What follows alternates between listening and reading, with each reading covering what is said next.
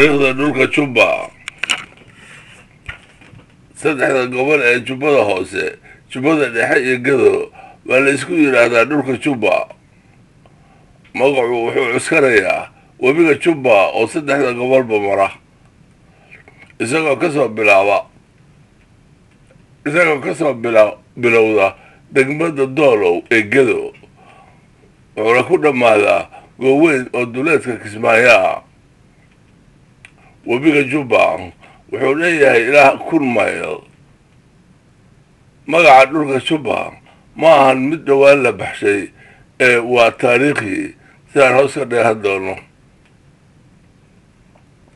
Reerkii qarnigii 17aad baa koox saxan ahayd oo laga soo diray dhanka Mooyaale oo ay ka jiri jirtay saldanad la odhan jiray saldanadii Achigo soo gaareen deegaanka meesha hadda la yidhaahdo Kismaayo.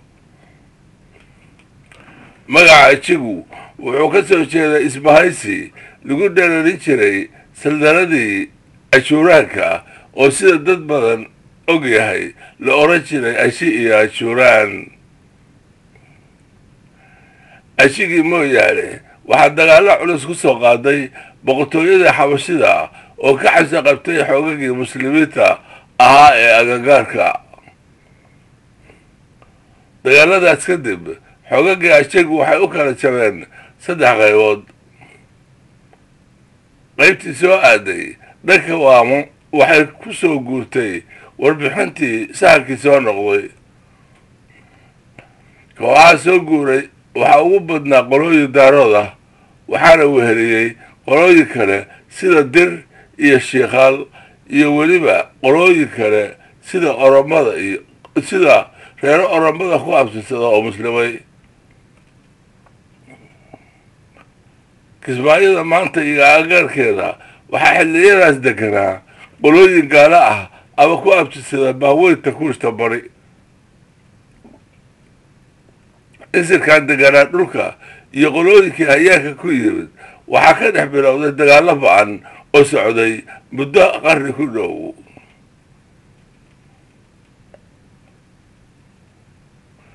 maadaama laga tiro badnaa qolooyinkii geediga ku yimid, waxay qayladaan u dirsadeen dhammaan qolooyinkii Soomaaliyeed ee u ogog lahaa meelahay ku dagaalamayeen.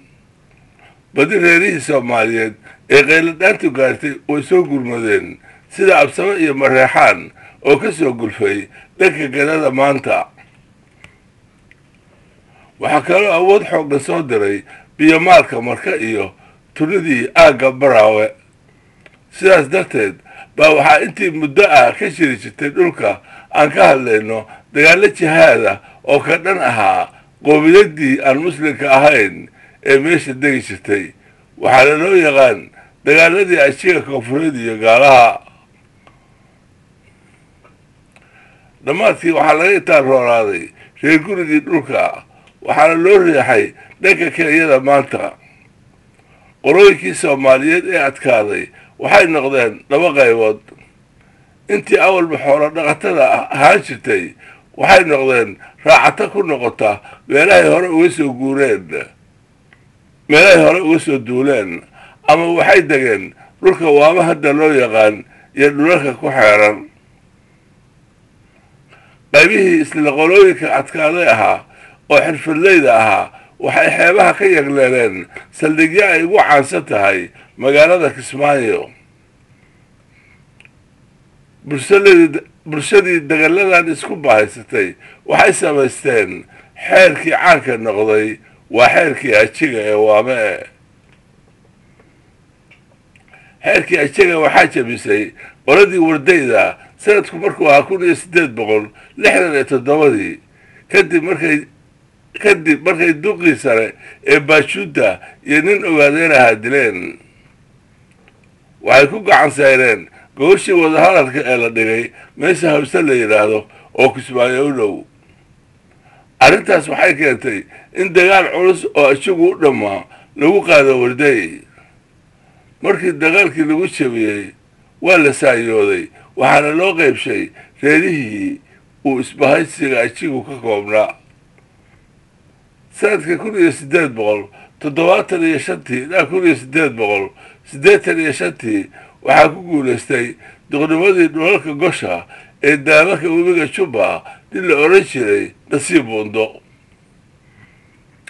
wuxuuna ku dadaalay nabadaynta kooxihii baatuuga ee mashawguriga oo waayahaas ee aagga yimid iyo qolooyin sii deganaa agagaarka gosha oo ay tunidu ka mid ahayd sanadkii kun iyo siddeed boqol toddobaatan iyo labadii waxaa kismaayo soo gaaray faalli sayf nuur oo sisibaar laga soo diray wuxuuna heshiis la galay ajigii waaba ka talidareeyey sanadkii kun iyo siddeed boqol sagaashan iyo saddexdii ayaa waxaa gaaray luuq oo ahayd halka uu ku dhammaado dhulkii jubbaland 250 askari ay hogaaminayeen luugo farandi iyo victoria botero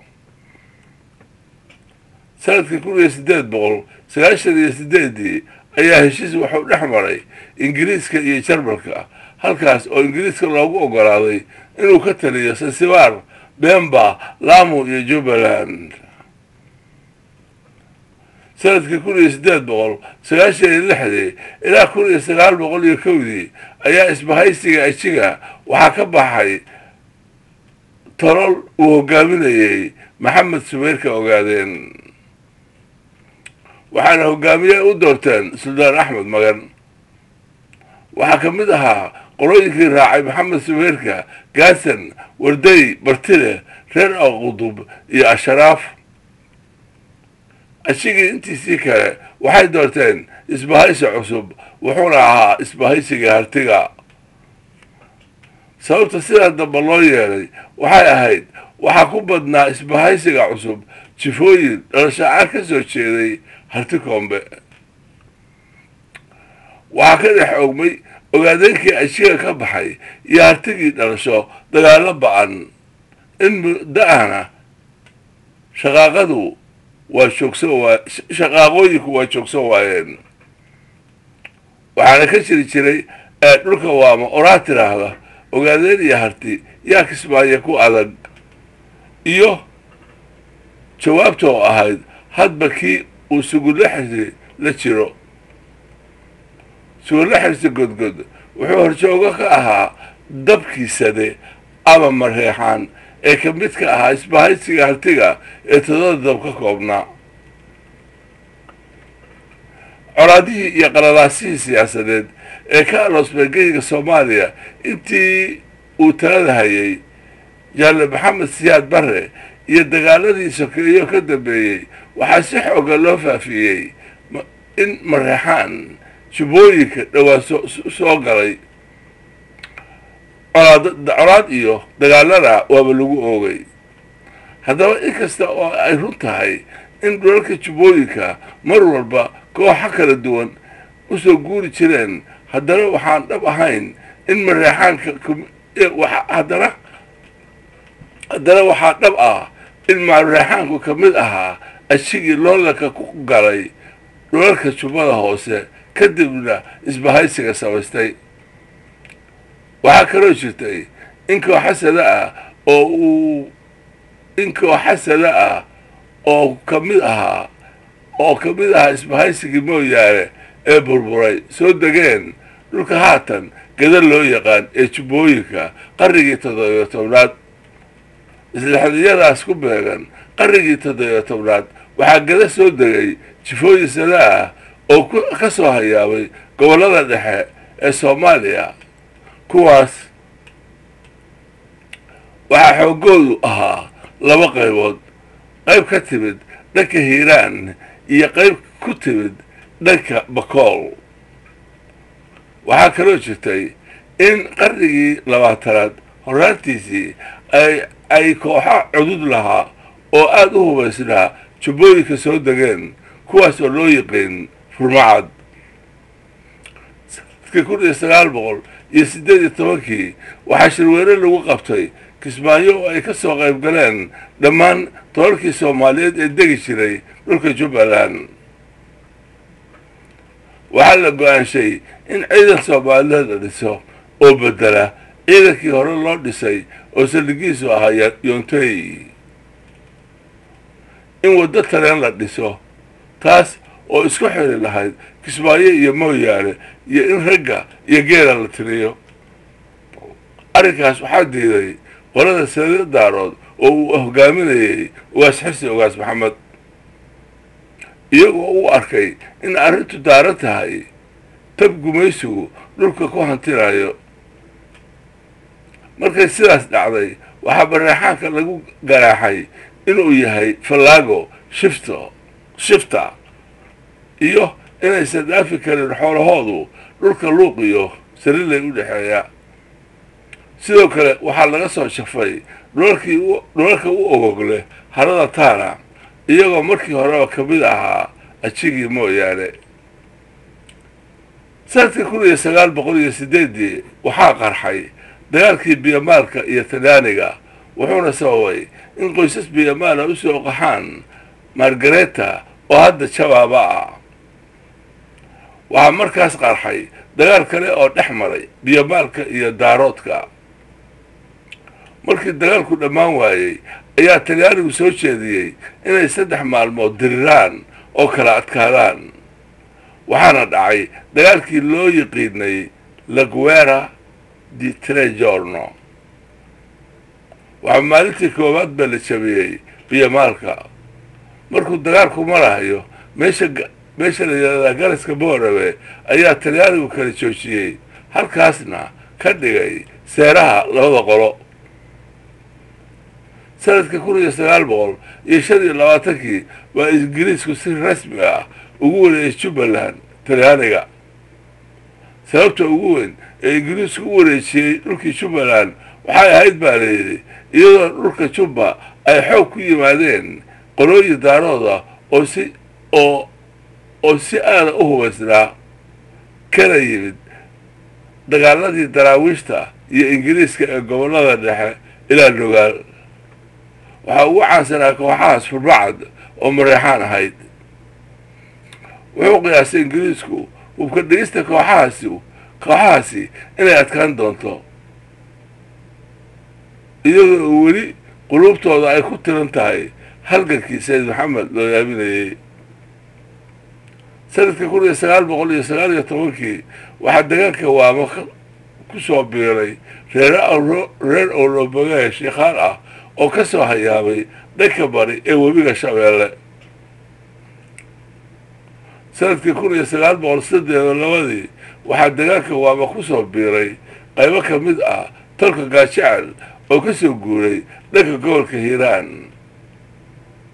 qolada Cawramale ee warsagadi jiribkiisa Garlale wuxuu Waamo soo degay isaguna 1946 wuxuuna ka soo qaxay dagaaladii iyaga iyo Raxaweynta ee aagga Diisoor. xilliyadii gumaystayaashu yimaadeen waxay soo rogeen siyaasadii qaybi oo xukun, waxaana bilowday dagaallo sokeeye iyo kala qaybsanaan baaxad leh. markii xornimada la qaatay wixii ka dambeeyey waa yaraadeen colaadihii iyo xiisadihii qolooyinku. waxay shaceerka isku shareereen colaaduhu 1991 markii dagaalkii sokeeye ee Bacraa qarxay. dagaalkaas awgees waxaa aad loogu qaxay dhulalka Jubbaland ee aan ka soo sheekeynay, waxaana cagta la mariyey xeerarkii lagu deganaan jiray. waxaa mudan in la xuso in tirada ugu badan ee waqtiyadan u qaxday dhulalkaas ay ka soo jeedeen Daaroodka oo markii horeba sidaas soo sheegay dagaamaysan jiray dhulalkaas aan ka hadlayno. xilligan hadda la joogo waxaa ku sugan dhulka Jubba dad badan oo u qaxay intii dagaalada sokeeye jireen, waxayna qaar badan degeen magaalada Kismaayo, waxayna sida la garan kara ugu xisheen xagga dhaqaalaha iyo adeegyada bulshada oo iga roon tahay meelaha kale ee dhulalka Jubba.